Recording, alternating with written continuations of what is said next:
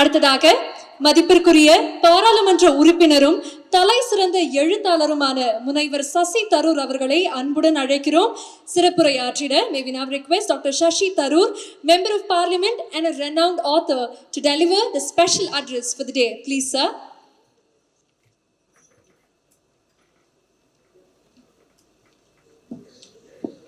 Thank you very much.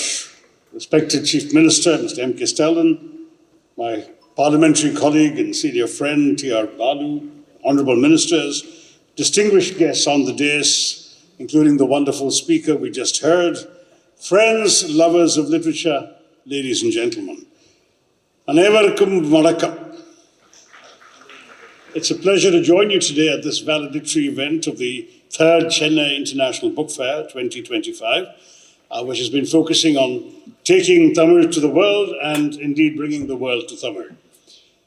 I'm grateful to the state government and the director of the Chennai International Book Fair for inviting me here. They've asked me to give you a special address on social justice and literature in this event, and I'm really honored to share the stage with such eminent personalities and speakers at this great venue of cross-cultural literary exchange involving delegations from 64 countries. I've just come from speaking at an event across town on my 26th book, which happens to be a wonderland of words. And I was asked when I launched it by journalists rather breathlessly why I'd taken the trouble of penning an entire book, an entire volume on words and the wonders of the English language. My answer was simple. For me and other logophiles or lovers of words, and we've just heard one today, it has never just been about words for their own sake, but about what those words convey. My father, Tharoor, instilled in me the conviction that words are what shape ideas and reflect thought, and the more words you know, the more precisely and effectively you are able to express your thoughts. For if we dream of changing the world for the better, our words must serve as vehicles for our ideas, our thoughts, giving them meaning, encasing our inchoate ideas in the flesh and bones of language. And if, like the previous speaker, you are equally felicitous with words in many languages, then of course you have an extra advantage in communicating across the world. At a time when politics, and indeed most of the institutions of our democracy, including its watchdogs, are flailing and foundering, platforms like this have risen to champion through the power of literature the values of love, peace, and justice, synonymous with our constitutional values of liberty, equality, and fraternity, the values upon which our republic was founded. In an age where to take up the pen to write the truth is itself an act of resistance.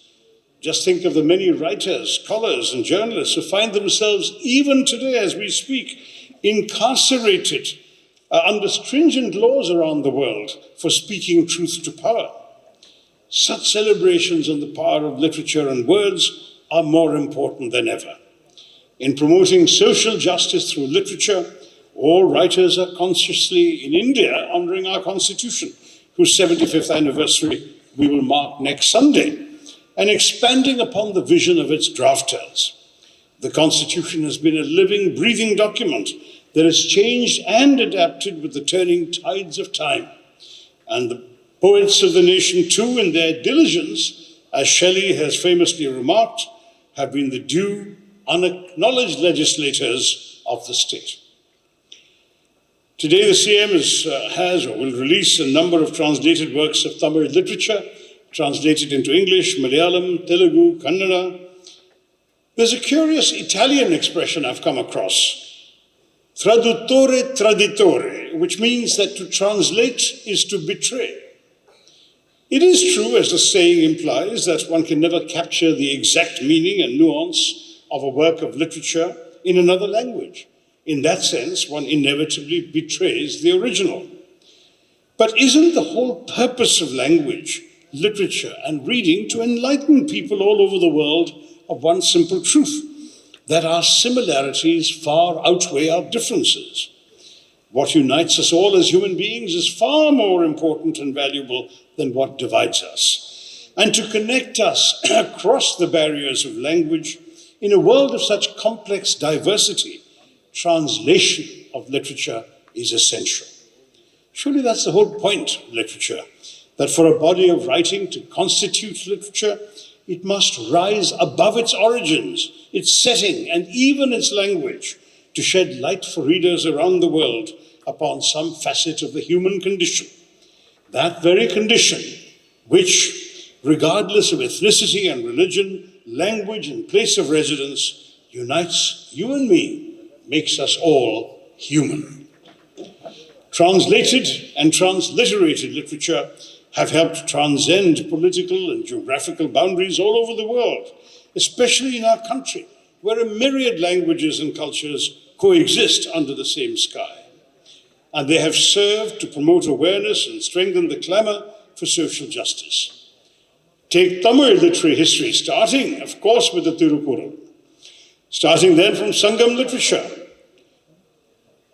Ilango Adigal has highlighted notions of justice and injustice, elitism and classism, and gender-related issues, all challenges for social justice, especially regarding the politicization of empowerment and subsequent politicization of women's rights and deification through the epic poem Silapathikaru.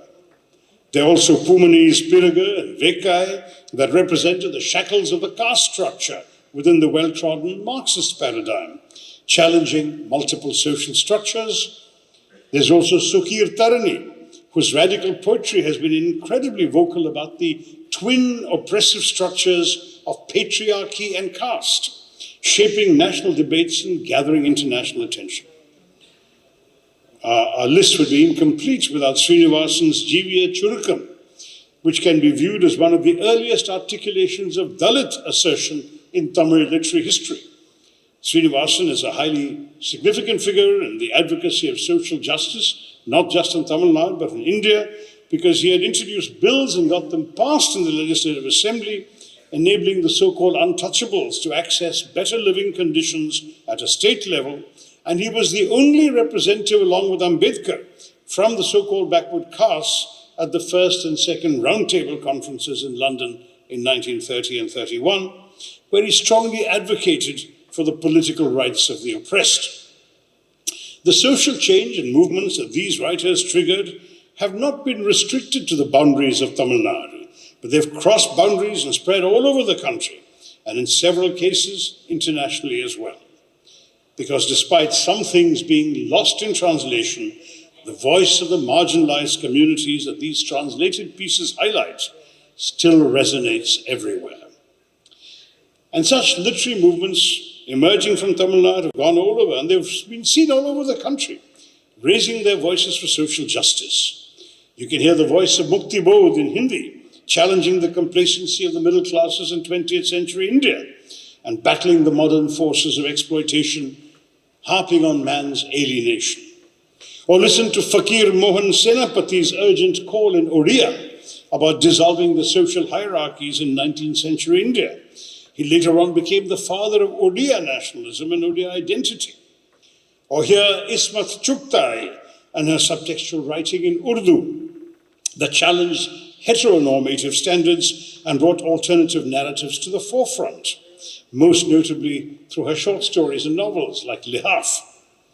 Even in the context of environmental issues and social justice, several writers, from A.K. Ramanujam in Kannada to the Manipuri poet Thangjam Ipobishak, their poetry, their narratives have been read widely in translations all over the country and have actively shaped eco-criticism in India, clearing the way for the deliverance of social justice. Even the great epic, the Mahabharata, originally a Sanskrit epic, translated much later into various Indian languages and dialects all over the country, which have now given us versions in English, Hindi, Tamil, Bengali, Marathi, Malayalam, and so many more, making it accessible to all today. And I too, in fact, my dear audience, sought to reinvent the Mahabharata and retell it for today's generations and yesterday's through my debut novel, The Great Indian Novel. And it's gratifying to me that the stories that one keeps retelling are still being read. Young people are coming up to me who weren't born when that book was published, clutching copies of it for me to sign. And that, to my mind, is the ultimate vindication. Many, many writers, of course, have done this. They've taken up the Mahabharata for similar purposes. Dharamveer Bharati, with his famous Hindi play, Andha Yug, through which he critiqued the moral and societal decay of his time, while offering a reflection on the universal human politics of violence and aggressive selfhood that enable wars and dehumanize societies. There's the Mahabharata's rendition in Bengali by the famous Mahashmata Devi, titled Draupadi, which depicts the experiences of a subaltern woman and the gendered violence she faces from the state in the setting of indigenous Santhal groups in a Naxalite movement-torn West Bengal of 1967. In fact, it's sad to note that narratives as powerful as this have been dropped from the English syllabus at Delhi University a few years back in 2021, along with the writings of two Tamil Dalit feminist writers, Bama Fausina Susairaj and Sukir Tarani. Many critics of this step deplored the politics behind the decision. I hope that Tamil Nadu will in turn restore such poets and writers to the syllabus in this state. The politicization of literature is understandable, but the act of excluding voices, sealing such narratives or pushing them away is a form of censorship and an assault on all of us, since it limits access to knowledge. Literature keeps history alive, it keeps memory alive, for it refuses to allow us to turn our backs on the unfortunate realities of our past, which one must periodically re-examine closely from new perspectives if we are to come to terms with them. In the process, we honor the Constitution's vision of social justice and help build the India that our founding fathers and mothers envisaged. Today's students, and I'm glad to see some students in the audience, are the future custodians of the nation. And if we rob them today of the opportunity to critically analyze our past, we deprive them of an essential aspect of their being. We are who we are because of everything that has gone before, every story that has been told and repeated, every failure and triumph that has built our civilization. Those in positions of power who seek to reject and censor all writing that does not align with their vision, their version of India, seek to rob others of their narratives. Respectability and patriotism become excuses for suppression and denial. The policing of ideas, the marginalization of literature would permit no new knowledge but the approved variety, no mutual exchange of ideas and experiences. They will only stay behind an evacuated, empty language that will leave people with no access to what is left of their human instincts. And there will be no voices calling for social change, for they will speak only to those who obey or force obedience. It is said that the pen is mightier than the sword, yet it is true that the sword can cut down the wielder of the pen. Yet what the pen creates always endures longer than what the sword destroys.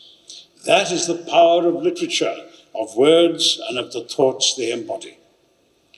In her famous Nobel lecture, the Black American writer Toni Morrison mentioned the biblical episode of the Tower of Babel. The traditional interpretation of the story suggests that the downfall was a tragic event. It's often thought that the introduction of many languages into humanity caused the tower's design to fail, and that a single language might have sped up communication, leading to the attainment of heaven. But whose vision of heaven would that have been, and what kind of heaven?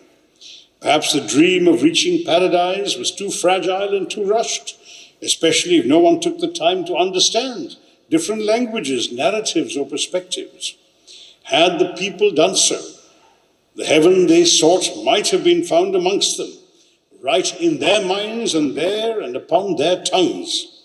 It would have been complex and demanding, yes, but a vision of heaven grounded in life itself, a society where justice prevails, not just in an afterlife.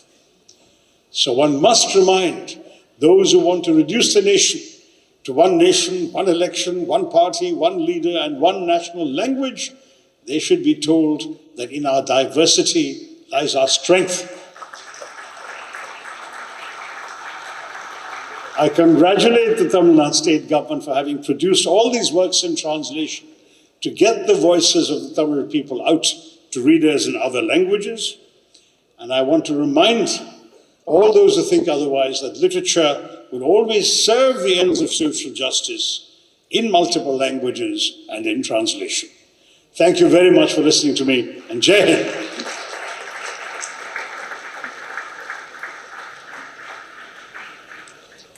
Thank you so much, sir. தற்போது சென்னை பன்னாட்டு புத்தக திருவிழா குறித்து காணொளியை நாம் அனைவரும் காண்போம். Ladies and gentlemen, please sit back and have a look at the AV of Chennai International Book Fair 2025.